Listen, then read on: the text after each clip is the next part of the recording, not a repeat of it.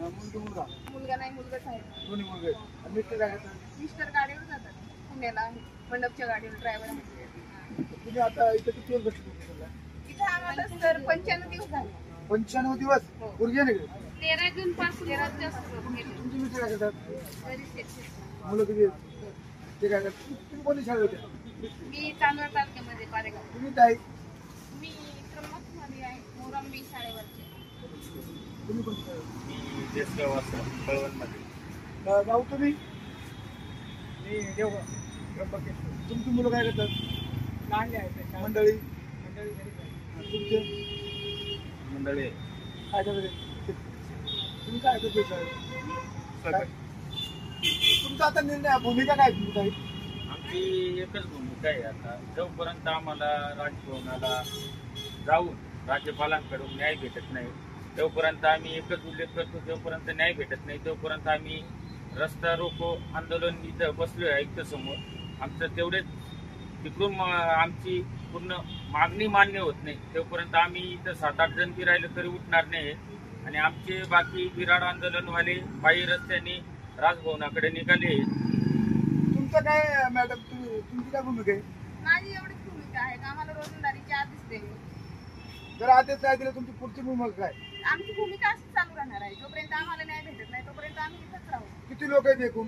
आम्ही एकूण 4,500 लोक आहेत. 4,500 म्हणजे रोजंदारीचे कर्मचारी वर्ग 3चे लोक. आज तुम्ही इथं 95 दिवसाला प्रयत्न करतात. इथं आयुक्त कार्यालयाच्या समोर तुम्ही ठिय्या आंदोलन म्हणजे बिराड आंदोलन काय म्हणतो मी त्याला? बिराड आंदोलन करून खरतर गुरुजी ही लोक इथं गरीब लोक काम करतात. किती वर्ष काम केलं तुम्ही? बाकी यंदा झाले सर जास्ती किती झाले? 8-9 वर्ष झाले, बाकी 3 वर्ष वाले आहेत, म्हणजे 1 वर्षापासून 9 वर्षापर्यंत आहे. म्हणजे असं तुम्ही ते हो. एकदम हातावरती लोक आहेत. हो. तुम्ही आदिवासी का? हो, आदिवासी. सगळे आदिवासी का? तर लहान लहान पोरं आम्ही सोडून इकडे आलेलो आहेत. माझे एक लहान एक 7वीला आहे, एक 9वीला पोरगा आहे. माझा सासरा त्यांना घरी करून देतो त्यांना खायला, माझ्या पोरांना. अरे बापरे. स्वतः बनवतो स्वयंपाक आणि ते पण खातात आणि माझ्या पोरांना पण देतात. आणि मी इथे येऊन बसलेली आहे. स्वतः भांडे घासतात, स्वतः झाडू मारतात, जेवण बनवतात, तर दिवशी खिचडी बनवतात आणि माझ्या पोरांनाही खायला देतात आणि ते पण खातात. वाईट अवस्था वाईट अवस्था आहे यांनी करून ठेवलेली आहे. तुमची भूमिका एवढं आम्ही काम केले एवढं जीव काढून. आम्ही परमनंट नाही मागत, आम्हाला रोजंदारीनीच द्या. ते पूर्वी चालू होतं कंपनी काढून देतात. कंपनी पण लोक असे आम्ही ज्या पद्धतीने गेल्या वर्षी काम 3 महिने कमीत कमी 3 महिने 5 दिवस झाले इथं. रडायला सुद्धा येते तुम्हाला या ठिकाणी. वाईट पण रडून तरी कोणाचं दाखवायचं. आमची एक साहेब रोजंदारी तत्वाच्या जुन्या पद्धतीने जे आदेश होते त्या पद्धतीने भाजीपाला कोण भाजीपाल्याची सोय सर आता आम्ही कोणी संघटनेवाले कोणी आले तर आम्हाला सहकार्य करतात तेवढंच. ठीक आहे. दिंडीकडून पुढे गेले आपली वाडीवर कशी मदत पाठवता येईल मला? जशी मदत करता येईल तशी. जशी मदत करता येईल तशी काय अडचण नाही. ते त्यांना मग तुम्ही बघा काही अध्यक्ष इथे जे आहेत काहीतरी माझ्यासारखे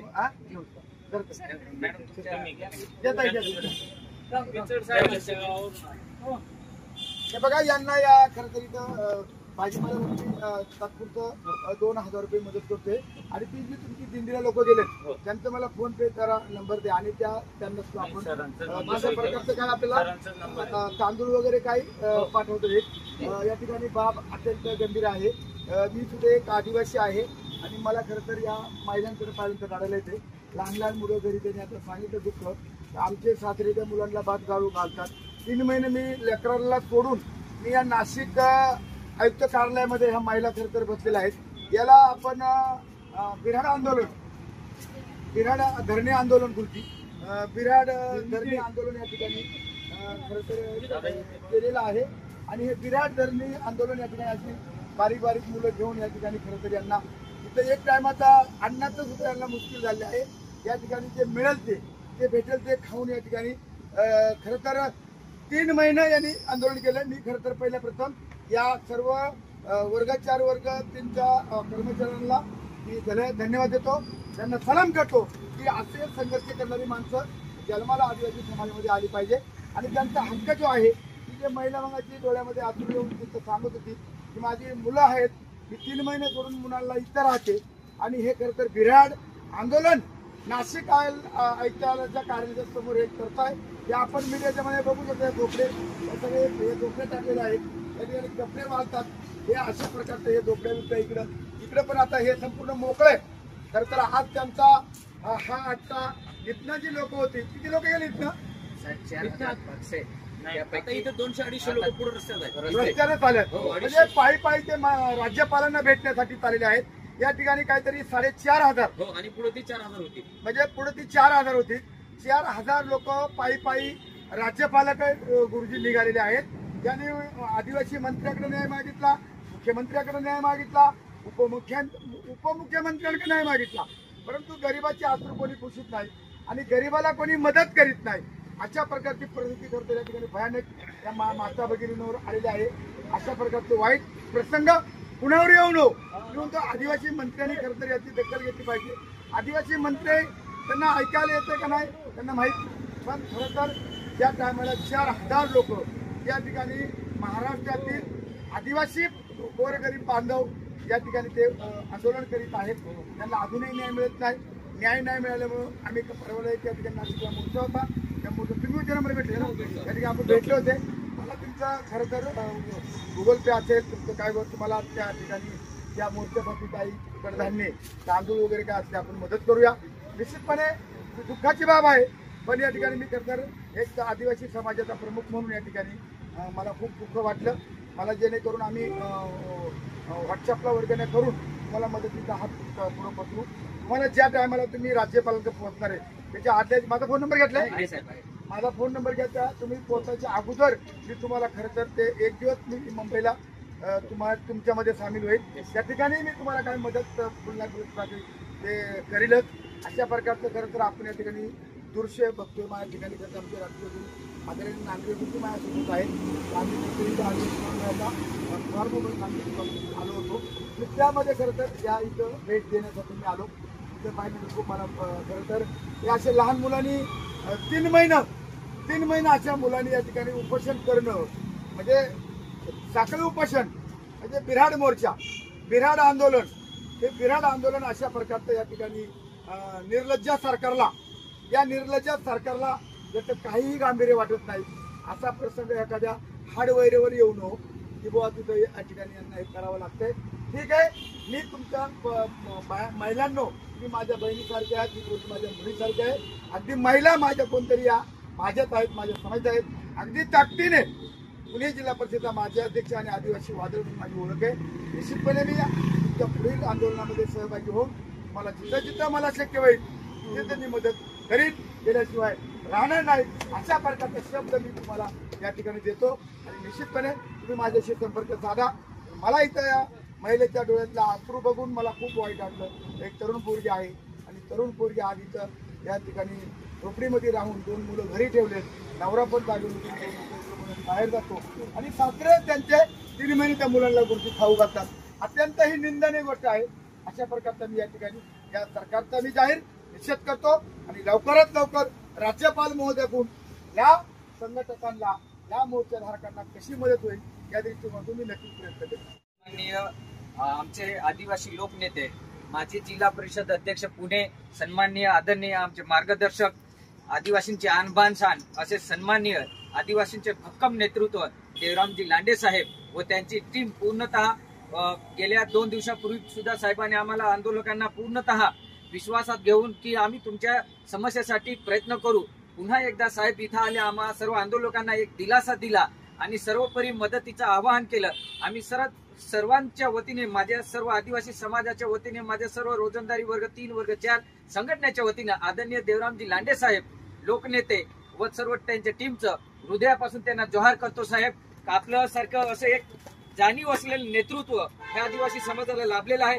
आपलं प्रत्येक ठिकाणी अनेक सामाजिक कामं आहेत याची आम्हाला सर्वांना जाणीव आहे आणि साहेबांनी मागे साहेब केवळ आश्वासन नाही तर कृतीत त्यांची अंमलबजावणी करतात. असे एक लोकनेते आदरणीय लांडे साहेबांनी इथं भेट दिल्याबद्दल व पुढील आमच्या जे काही इथून बिऱ्हाड आंदोलन चाललेलं आहे आदिवासी आयुक्त कार्यालय नाशिक ते मुंबई राजभवनाकडे आदरणीय आदिवासी विकास मंत्री त्याचप्रमाणे दोन्ही उपमुख्यमंत्री आदरणीय मुख्यमंत्री महोदय यांच्याशी चर्चा होऊनही योग्य तोडगा न निघाल्यामुळे हे विराट आंदोलन या राज्याचे महामहिम आदिवासींचे पालक तत्व सन्माननीय महामहिम आदरणीय राज्यपाल महोदय आणि अत्यंत आनंदाची गोष्ट आहे की जे काही आताचे राज्यपाल महोदय आहेत आचार्य देवव्रत साहेब हे स्वतः शिक्षण क्षेत्रात ते प्राचार्य होते आणि एक एज्युकेशन फिलॉसॉफर म्हणून त्यांची ओळख आहे.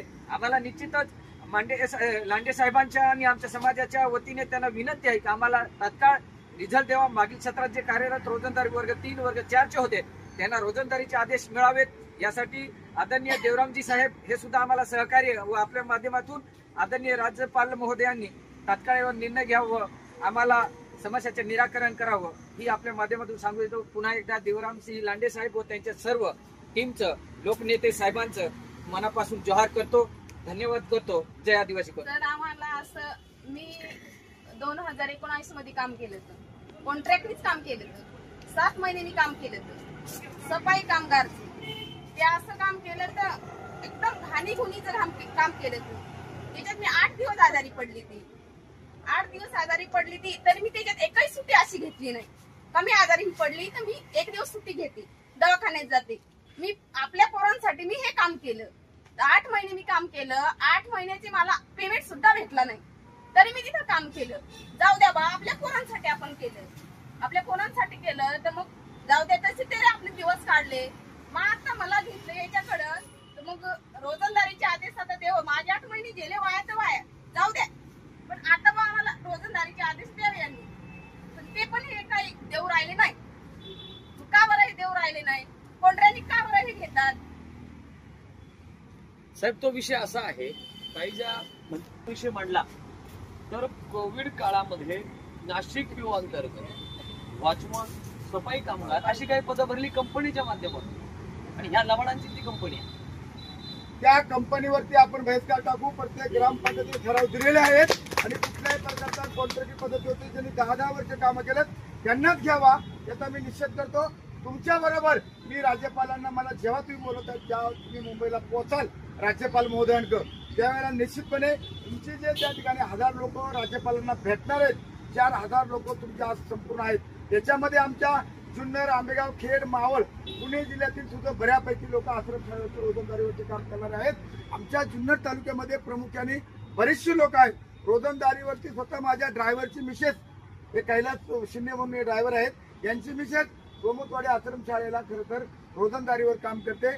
अशा अनेक रोजंदारीवर कामं करणारी आमच्या जुन्नर तालुक्यामध्ये गरीब जनता आहे, महिला भगिनी आहेत आणि तुमच्या मताची मी पूर्ण सहमत आहे. तुम्हाला मी या ठिकाणी जाहीर आतापर्यंत तुम्ही आता जेवढा संघर्ष केलाय त्या संघर्ष केल्याबद्दल तुम्हाला मी धन्यवाद देतो.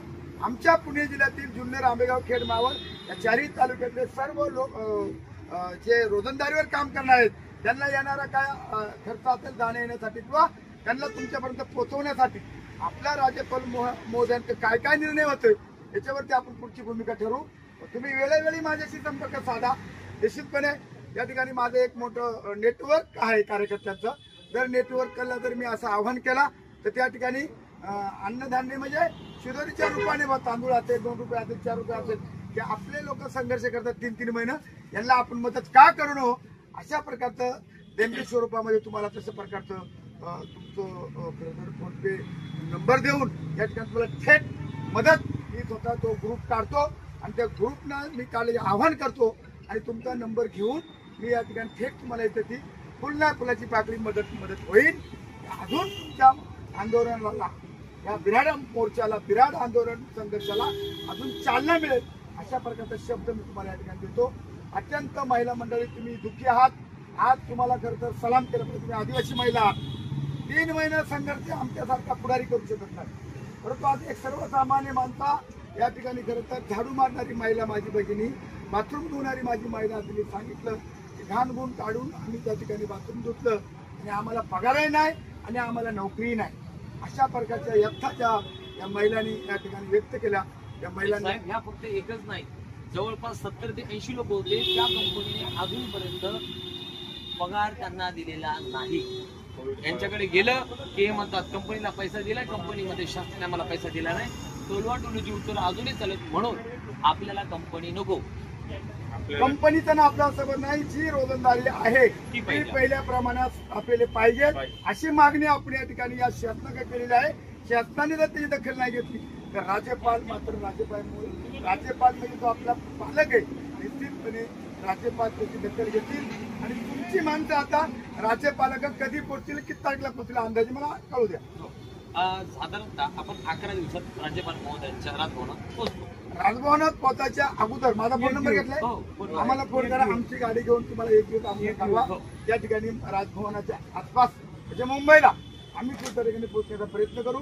तुम्हाला सुद्धाची अडचण येईल तिथे फक्त फोन करा, ही माझ्या मित्र परिवारातून तुम्हाला थेट मदत होईल. एवढं सांगा. आणि सकाळी आम्ही तुम्हाला फोन करणार होतो, झालं असं की त्या दिवशी आपण इथं भाषण केलं पडवकर साहेबांच्या ह्याच्यावरती, माननीय जयंतराव पाटील साहेबांनी ते भाषण ऐकलं आणि तुमचा नंबर मागितला, तो नंबर आम्ही त्यांना पोहोचवतो. अरे वा वा, धन्यवाद. आदरणीय देवरामजी लांडे साहेब को जय जोहार. जय जवाहर, जय जवाहर. आदरणीय लोक नेते देवरामजी लांडे साहेब को जय जोहार. जय जवाहर, जय जवाहर.